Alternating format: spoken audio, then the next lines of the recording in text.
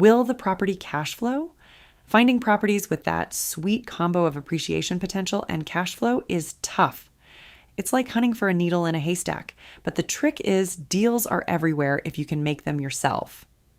Location is the foundation. Once you've nailed the perfect locale, it's time to peel back the layers and really get your hands dirty with due diligence.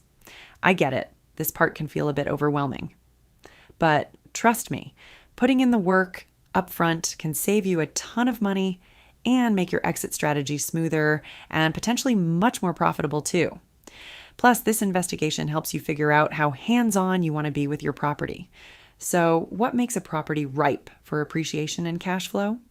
Let's break it down. Location. High demand plus limited supply equals potential gold mine.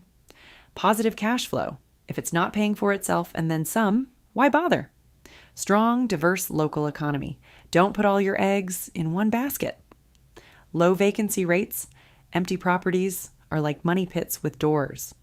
Up-and-coming neighborhoods. Gentrification.